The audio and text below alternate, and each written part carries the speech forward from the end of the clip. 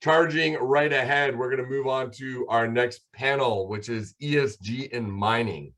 How do we make ESG more meaningful? Isn't that a critical thing? We're going to be looking at meaningful changes and trends in the mining industry that will promote and improve ESG performance. Here to lead the discussion is Stephan Theben, who is the managing principal and mining sector lead for SLR's Canadian operation. He has provided engineering and environmental services for over 25 years for mining and other projects in over 25 countries. His experience includes work with pre-feasibility and feasibility studies, closure and remediation planning, EPCM, site construction, environmental assessment, management plans, environmental permitting, and stakeholder consultation. So pretty much all the key things that we need in our industry. Welcome to the Global Mining Symposium. How are you doing today? I'm great. How are you? I'm wonderful. And where are you joining us from? I'm just outside Toronto. Okay, there you go. That's where I am as well. We might be the only two so far today that are in Toronto. We're getting a good global representation, both from our delegates and from our presenters. All right, I will pass it over to you, and you can please introduce your illustrious panel. It is a powerhouse panel, so we're looking forward to this one. Thank you very much, Anthony. Yeah, so let me get straight to the panel. Firstly, we have Pierre Gratton. Pierre is president and CEO of the Mining Association of Canada, based in Ottawa. MAC is the national organization for the Canadian mining industry. And if you will, Pierre today will provide his, on the ESG side, he has an interesting perspective on the G in ESG. Secondly, we have Kevin D'Souza. Kevin is the Chief Sustainability Officer with Resource Capital Fund, where he leads the full integration of ESG throughout the company's investment process. And not surprisingly, Kevin can provide some very interesting insights from the financial sector. Then next we have Steve Crozier. Steve is Vice President Sustainability for now Ring of Fire Metals. Just brand new announcement. You may know the company as Noront. And Steve is responsible for Indigenous engagement, community relations, and permitting related to Noront's, Ring of Fire Metals projects in the Ring of Fire. Steve, clearly will bring the perspective from a company that is trying to develop an asset. And then lastly, I'd like to introduce Jean-Marie Clouet. Thank you for joining. Jean-Marie is Corporate Director, Investor Relations at Agnico Eagle.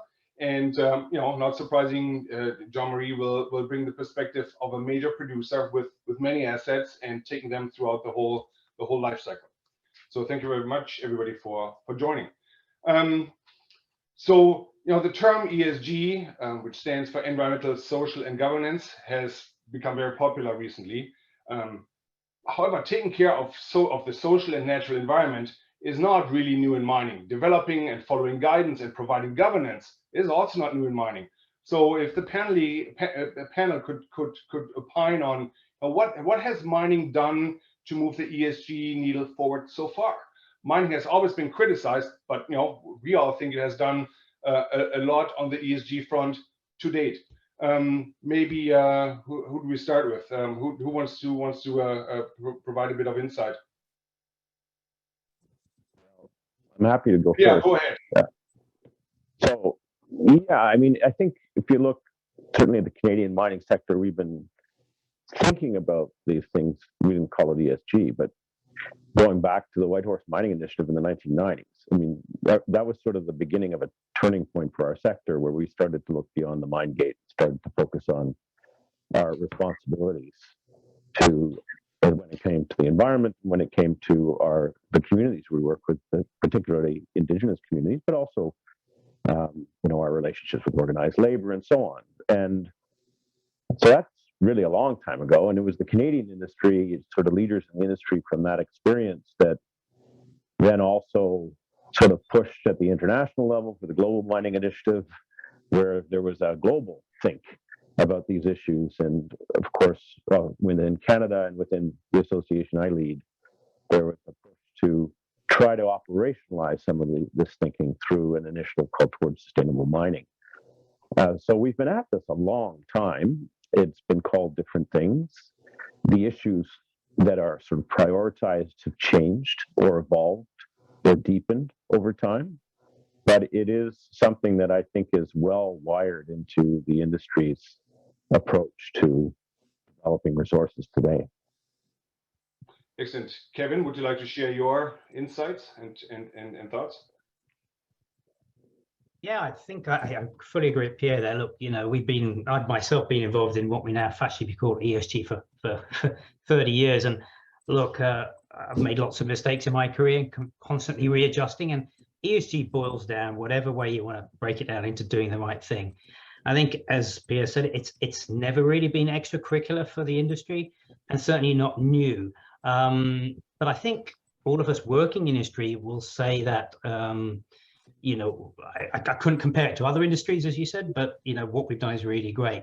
You know, we've seen, most of us, how firsthand on countless mine sites, how responsible mining practices are really transformative. You know, they can lead to improvements in social well-being, environmental stability, you know, well beyond the life of a mine, which is also important. And through direct operations, you know, mining companies generate tax revenues, and they improve the investment attractiveness of the country, generate employment locally and across the country, and stimulate economic growth. And when they partner well with governments and civil society, those benefits again are great. But here's the but. ESG is much more than just securing these permits or producing these glossy annual reports or competing for these woefully misinformed ESG scores. I think we've made tremendous gains in the industry, but as you rightly said, I think, Stephan, the needle is moving, and now faster than ever before.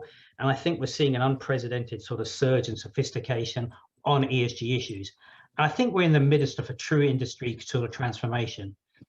I think the sort of performance and the disclosure bars are being raised all the time, with an increased focus on different ESG themes that we weren't even seeing really on our radars up until a few years ago. You know, diversity and equity inclusion is one that's really come full speed and really quickly. Look, some companies and their boards may choose to procrastinate or debate all this, you know, keeping their heads down, thinking about how it's always been. Others may spurn or, you know, kind of shoot the metaphorical messenger like myself. But I don't think any of this is going to stop the paradigm shift from happening. I think we've got to really hope that most companies stop the sort of short-term thinking, bragging how much they give, and really moving on from that outdated CSR approach, hoping to do the right thing, you know, cutting ribbons and kissing babies, really moving way on into the sort of new way of doing it. Otherwise, we're going to be really criticized for greenwashing. And I think the forward-thinking companies that we're seeing now are really doing it a lot differently, and really making sure that ESG is sort of built in, not just bolt on, and have a sincere desire to sort of protect their sort of shareholder value. And I also think, just to Pierre's point, the good companies that we're seeing are adopting these recognized performance standards, whether they be towards sustainable mining, but also things like the copper mark, responsible gold mining principles, the ICMM, all of these. And these things tend to strengthen company-wide operational excellence, build resilience, and attract the best talent. And then they become attractive to investors like us. Thank you very much. So, Steve, no more kissing babies.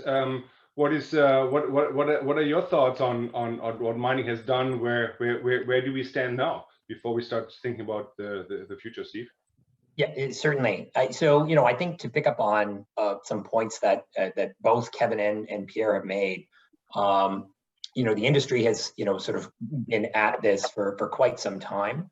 You know, I think, however, what is also true, as Kevin is pointing out, is the expectations of your coverage in terms of the issues and challenges, as Kevin is saying, ESG is really about doing the right thing.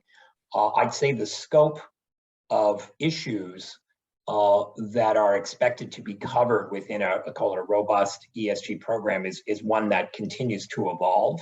And some of those pick up trends that are unique to the industry. Some of them pick up general trends that are of broader societal interest. And while it is the case that we have been at this for a long time, it is certainly the case, I think, that we've done very good work in a number of areas. And I know now it's considered, in a sense, really just standard for the industry. But looking as an example as to the orientation of our industry with respect to health and safety, and the seismic shift that has occurred over many decades to institutionalize an awareness of safety, of risk, and distributing that awareness through the organization so that really at every stage, it's something that is part of everyone's role. And I cite that as an example because I think partly what we see is additional priorities have been flagged and added to the scope of issues for which an appropriate response is expected within, call it the ESG domain. And the degree to which we have advanced our implementation of processes or practices that can help us do the right thing, I think are at different levels of maturity, even though we have been, I think, working very actively in a range of issues. But these, many of them are complex. But I think, to Pierre's point, each of those issues really needs to be addressed kind of directly to understand what elements are we trying to manage? How are we improving either our handling of impacts or implementation of programs to fulfill other objectives that are not simply about limiting impacts, but about broadening the positive benefits of our industry. And I think part of the challenge that we have is, for the uninitiated, there is a temptation within the ESG space to kind of reduce the effort across these really increasingly complex domains into digestible data points, which is fair enough to provide a reference point for measuring the performance of a given proponent. I think the challenge is that in some of these areas, they're not easily reducible to very simplified data points or milestones. And really part of what has made, I think, our progress so meaningful, and returning again to the health and safety example, but I think it's broadly true of much of the work that we do, is the importance of moving away from, call it a milestone-based understanding of what we're trying to do on ESG. Like I think in the context of, say, permitting, there's often a focus on, well, we need to do an ASHA, we have to get our EA through the system. And there's frequently a mistaken assumption that an EA, that assessment is something you do once and then you're done, where I think truly best practice in the industry, and I think this can be applied, sort of analogously to other elements within, they call it the ESG domain space, is it's a process. It's a process that you start and you never stop. Even once you get your EA decision statement, the discipline continues. That's what made the progress possible that we made with respect to health and safety. And that's the same orientation I think we need to take to all of these elements. The milestones are important, but it is the process and the depth of its implementation that ultimately moves the needle over time. Perhaps, one can say that ESG is not about report writing, it's about being a good neighbor and doing the right thing, right? And that can't always be documented every step of the way. Exactly. Reports are part of it, but they shouldn't be mistaken for the whole. Jean-Marie, what's your perspective from a larger operator? Clearly, you have seen things change over the last few years, but Agnico Eagle has always been at the forefront of ESG, no matter what it was called. Maybe you want to provide a bit of an oversight from your perspective, Jean-Marie. Sure. So I agree with a lot of the points that have been made. Really, and I like the what we said about doing the right thing, because that's exactly how we present it when we meet with people. At the end of the day, that's how we explain it. Like ESG comes back to doing the right thing. That has changed over time. That we have to realize that the society, the rules have changed over time, and the mining industry has changed accordingly, and has been very often ahead of those changes in the rules. And I think that's still true today. One point I want to highlight, probably among the points that have already been made, is really the social aspect. We've talked about the contributions that the industry has done over time. If we go back, like Northern Ontario, Northern Quebec has been built because of mining, because of forestry. That is true today when we see in Nunavut. Agnico Eagle represent about 30% of the economy in Nunavut. Bring a lot of jobs, training, helping develop suppliers. I think that's one of the key role of the industry. When Stephan talks about, we try to reduce ESG very often to a few metrics. We've seen that, like very often, like when we talk with banks, with people who invest, we're trying to kind of analyze how we're doing. They're trying to say, okay, which are the key metrics that I really need to follow? at the end of the day, the way we look at it, for us, what's key is that social acceptance. A mine has a mine life of maybe 15 years, 15, 20 years. What we want is to keep operating, to be able to build a second mine, build a third mine in a region where we are. We need to have a social acceptance. That means doing the right thing. That means being partners with the communities, with the First Nations. And really the industry has something special to give, because when you consider mining, forestry, energy, these industries are really in contact with remote communities, with First Nations. And when we talk about reconciliation, this week it's the Truth and Reconciliation Week, mining has a key role to play. These communities are our partners. We need to build and develop their ability, their right to have prosperity also, and we contribute to that aspect. And we have to do it right, and we have to do it in a partnership and at a very early stage. Those are really the key things when we think about ESG. Excellent, thank you. Let's start thinking about the future, right? We've established mining has done a lot of things, is trying to be a good neighbor. I think the participants in this symposium would really like to hear your opinions. Where are things going? What are trends? If you were to decide what all mining companies do in the future on this ESG front, what would it be? What exciting things are coming?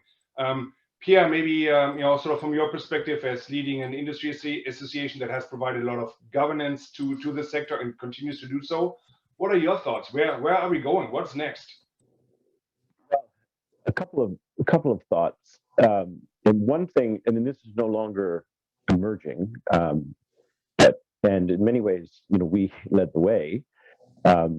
There's been a sort of a recognition now from many of the standards that have emerged, but we were the first through TSM, that this ESG matters on the ground at the site level. And, Jean-Marie was just speaking about that, and Stephan was making that point, that this is to really talk about and measure and be accountable for ESG. What matters is what's happening where your operations are and how are you managing those aspects. And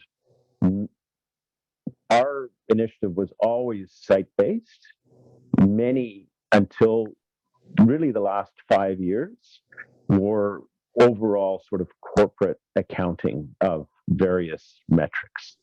And they didn't either serve to drive change, because change happens on the ground.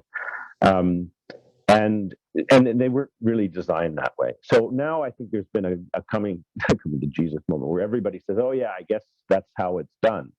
And where I said, well, we told you so. But that's just me being cocky. The other is one that another emerging issue is one Kevin already referenced, which is diversity and inclusion and equity. That is very much, it took Black Lives Matter to bring it to the forefront, I suppose. But it's been sort of in the background for a number of years. In essence, as a human resources challenge in part. Like, we continue to be an industry that is heavily male dominated, and yet we face an acute labor shortage. The answer we've known for a long time is to try to change that equation, and we have struggled as a sector to do that. And then it's not just about gender; it's about certainly it's about visible minorities in the Canadian context. It's about Indigenous inclusion. It's about LGBTQ. It's about all of these factors now that have sort of risen to the top of the list. And what's also changed is we have some examples, industry-leading examples, like BHP, which made a very public commitment a few years ago to achieve gender parity within the company within I forget by what year. Is it 2030? But in a very aggressive time frame. And many in the industry scoffed, said we'll never do it. But in the short number of years since they made that announcement, I think they're now like up over 30% female from where the rest of the industry was when they started in the teens. So when you actually want to change, you can. And BHP has sort of shown the rest of the industry, yeah, it's doable. And it's sort of also led us at MAC and prompted us at MAC to start our own process of developing a new suite of indicators focused on equity, diversity, and inclusion as part of TSM. And I know Kevin has contributed to that as well as probably Stephan and others, and many others across the industry. It's been one of the most involved processes that we've gone through. In fact, it's involved partners from around the world. Also feeding into that is the Rio Tinto report of earlier this year that looked at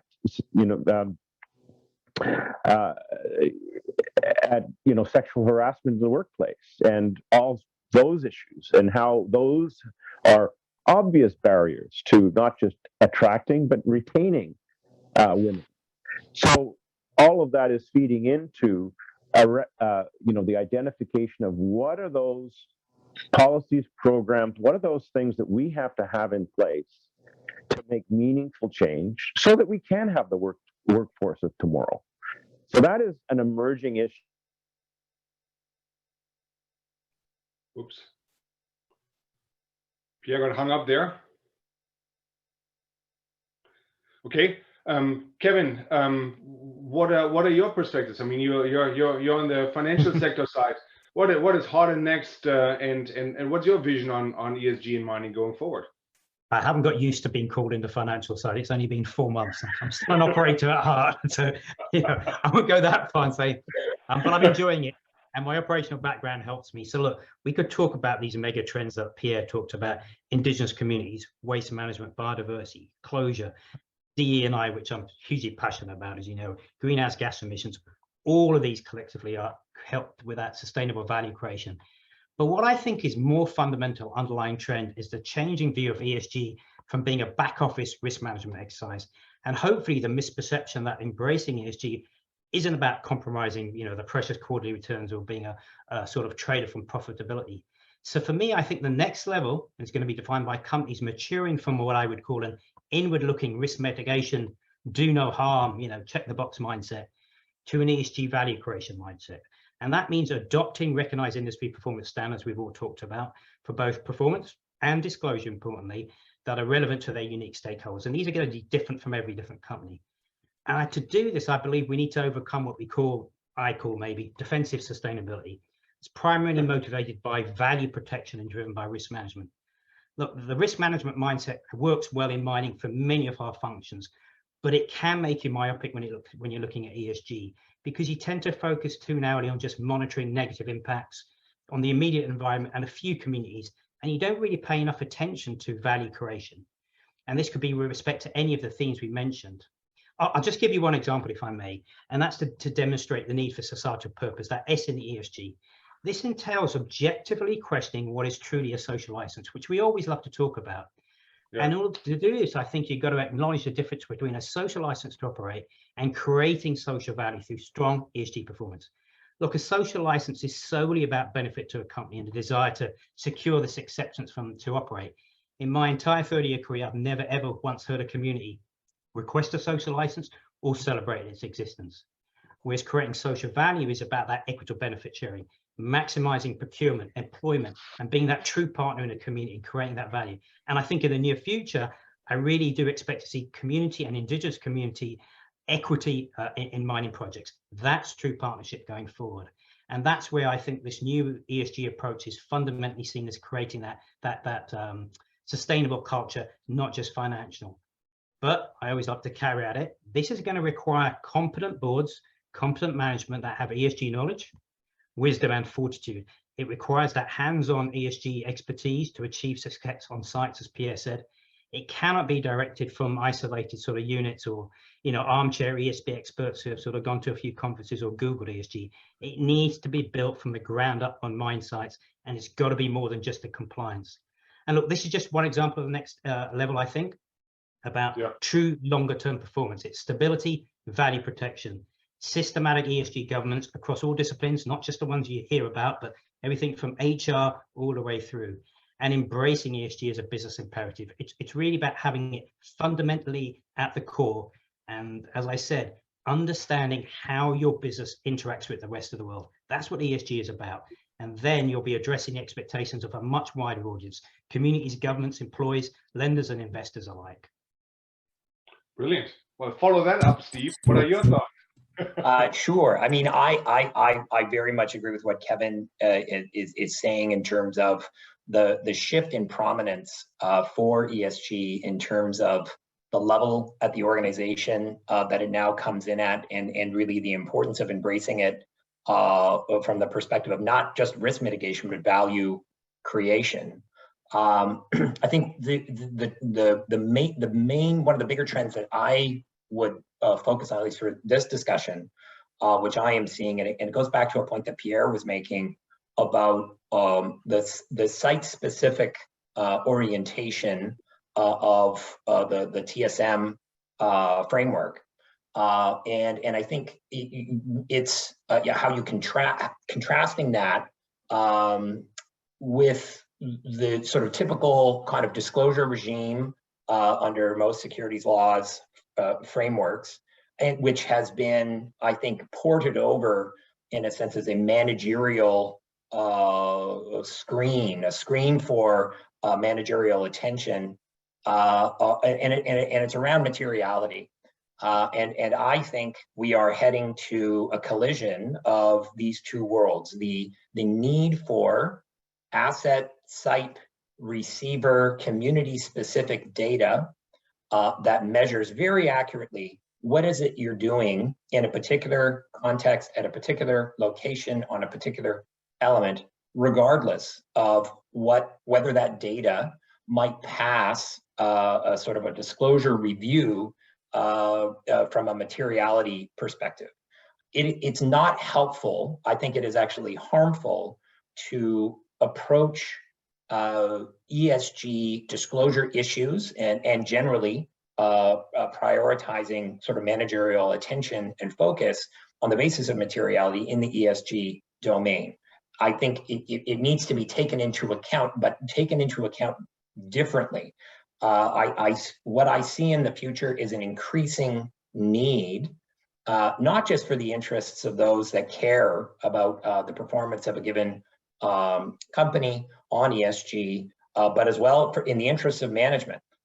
We are going to see, I think, an unending trend towards much fuller transparency and specific data streams, regardless of whether or not somebody wants to put something out there for materiality reasons or otherwise. And I think that reconciling that we are set up for a collision here, which doesn't have to be a destructive collision, but there is a tension here that is percolating within the system. And I think the sooner that it is explicitly addressed and recognized that the materiality lens and what it means for securities law disclosures and what's happening in ESG and how to constructively resolve them with a view to doing the right thing, seeing ESG as foundational, not just for risk, but value creation, I think will be better positioned as industry to fulfill the increasingly heavy burdens, the expectations around what ESG means and what it should cover. But in my experience, both within the companies that I've worked at and others I've engaged with, there is still a big tension here. And I think the reluctance to be more specific and more transparent at sites is currently not helping. And I think the sooner it is addressed, the better, because I think it's inevitable that it will have to be addressed. Yeah, it's sort of the feeling that communities feel, the company is doing something behind their doors, behind the fence that we don't know, right? That needs to be broken. Thank you very much, Steve. Jean-Marie, from your perspective, where do you see things are going? What are the trends? Well, how would you like to see ESG develop in the context of Agnico Eagle? So I liked a lot the way that Kevin was presenting it, in the sense that we do see ESG as an opportunity really to improve your business. And the way to look at it really, it's when we talk about partners, communities, local employment, that's something that I think the industry believes in. And we've just been through a pandemic where the sites or the operations that are expats kind of struggle to maintain those sites operating, while the ones that really had local teams operating, local supply, were much better positioned to go through that event. So that's an example of where really we see ESG as we're talking about ESG, but really it's, again, a way of doing business that has been helping and supporting the industry. We talk about, like, a lot of it these days, what we hear from investors, from the partners and the stakeholders that we have, it's about climate change and climate action, and what do we do for it. What's key there is, like, again, we can see benefits in working towards there. So we talk about what can be done, the electrification of the equipment. That's something that we think will really be benefit for an operator at the end of the day. Yeah. If the source of the power is green, the electrification will help us. In an underground mine, when you have diesel equipment, you need to push a lot of air. It's a lot of energy. You can actually reduce costs. But there's a transition to be done, and there's a work that needs to be done. Not just with the industry, but really with all the partners, including government, that needs to happen at a societal level. And I think we're part of that, and we need to be part of that movement and make those changes. I think Stephan and Kevin talked a lot about the alignment, through the company. We need to see much bigger alignment probably between the board, management, and the sites themselves. And I think that is happening. The ESG component that needs to be done really happens at the site. And we have to make sure that it is understood at the management and at the board level what is needed, what support is needed to really get there. If we look at tailings, with the new standards, like companies need to have engineer of record that reports directly to the board, that really assures that the standards are followed and the sites are safe. So I think that's going to move forward quite a bit more. The compensation needs to be aligned better. That's another aspect that we get asked very often. Those are all aspects I think are moving. I'd like to finish maybe with what Pierre was saying with the diversity. I think that it's a key element. As we said, we realize the industry is still male dominated, and there is a big opportunity to go and add new labor and workforce to the industry. And I think that's an aspect that really work towards that to really improve the situation and try to bring in new people to the industry. That's the future for the industry, to be able to continue to operate effectively and add new talent and new innovation. We need that. We need to be effective and really add new diversity to the industry. Excellent.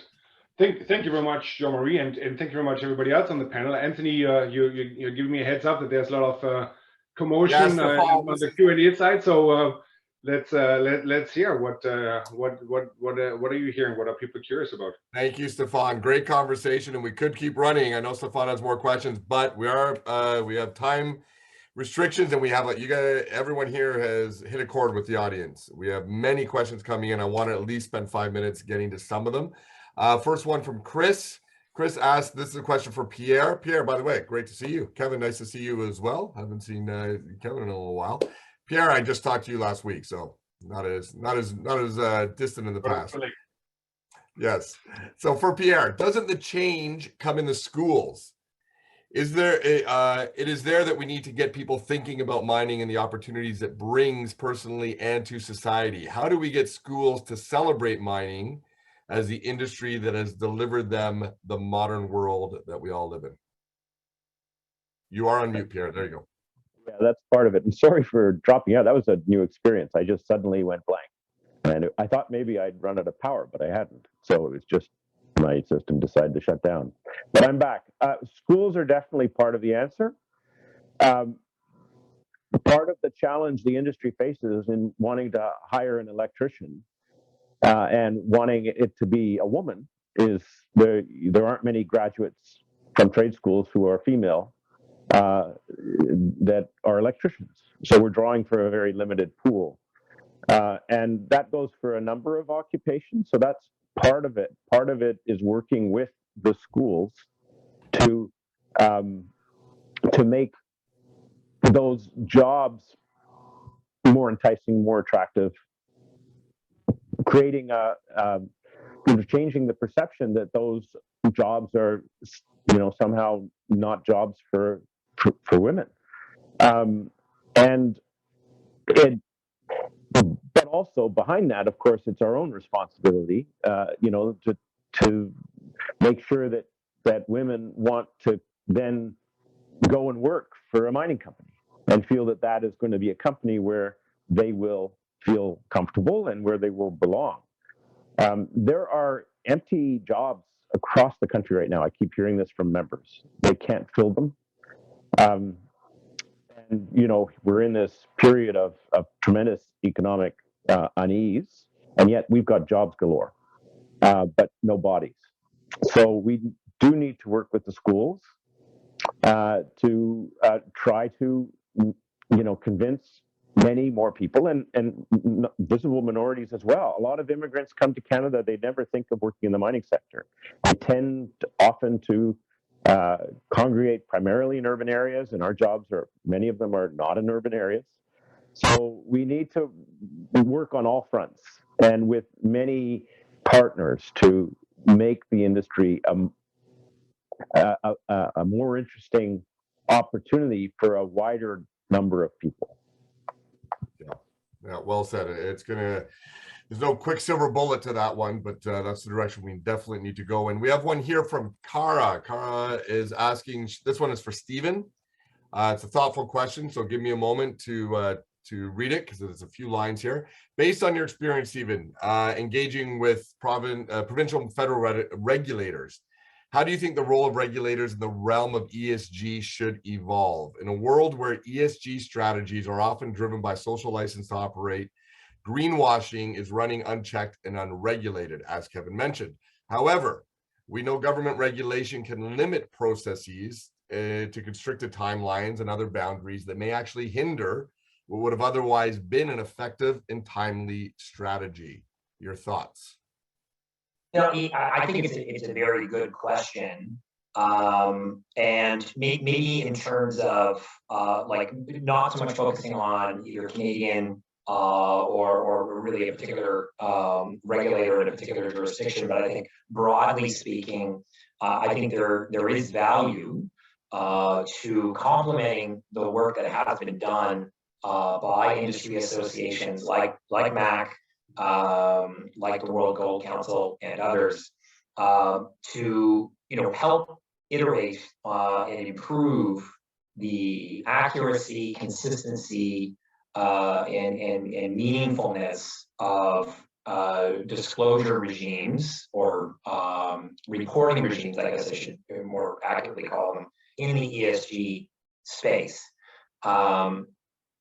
I think there has been, because the appetite for ESG data, I think it's outpaced the ability of, if I'm very candid, I think of industry, but as well, sort of various reporting frameworks to articulate kind of information disclosure standards that result in data that provides you with meaningful insight on performance, particularly when we're talking about site-specific, operations-specific performance.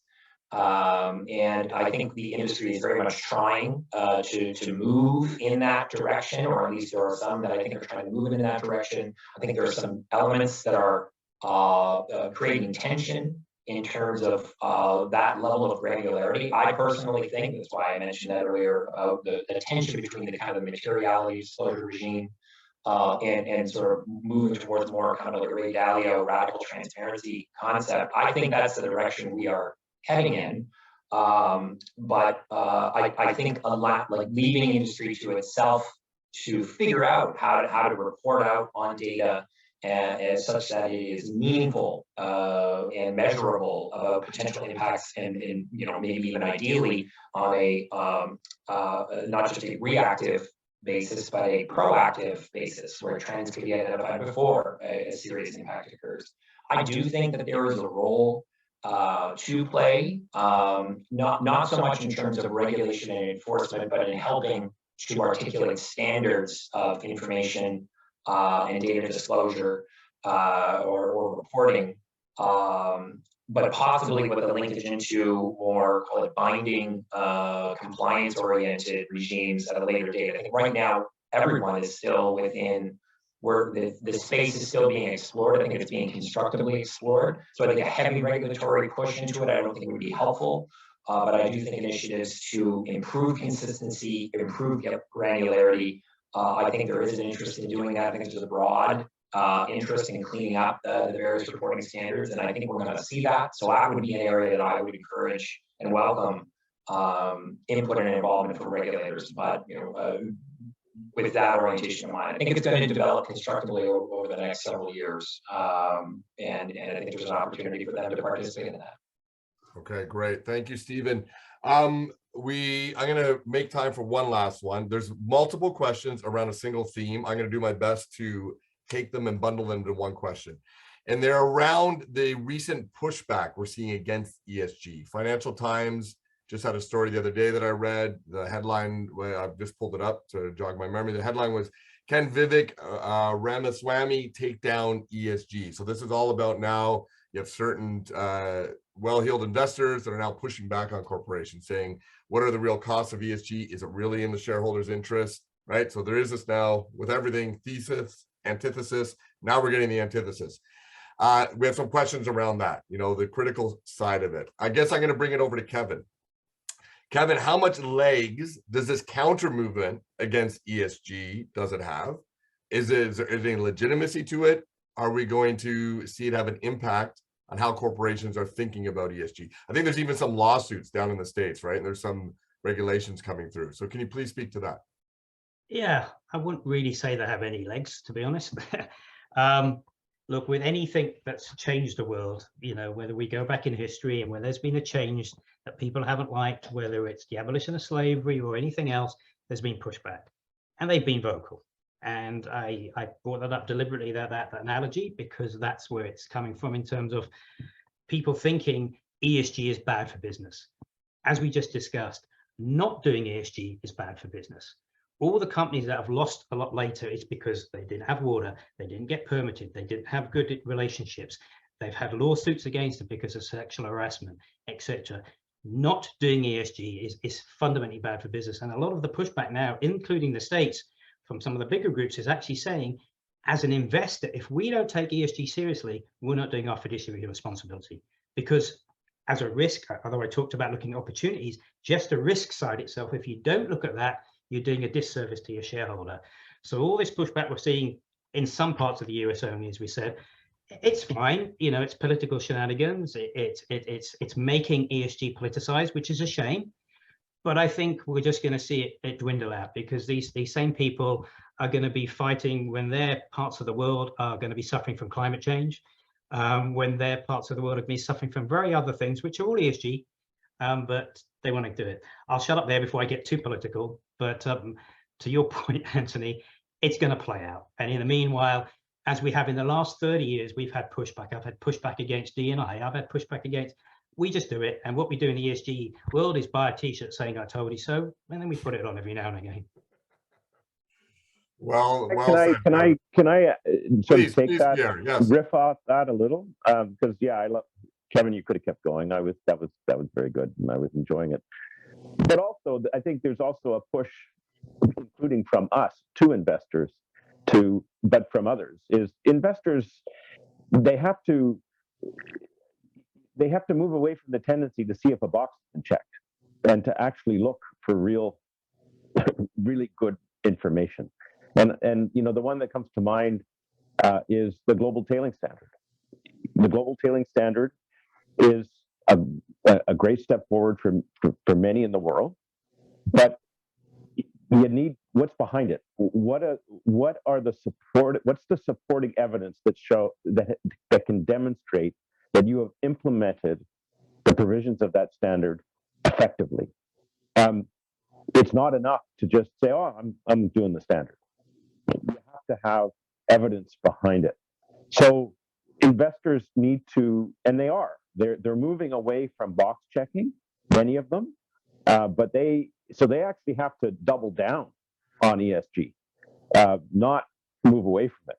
They actually have to get better at it and more sophisticated and understand what it is that they're reading and press for more information.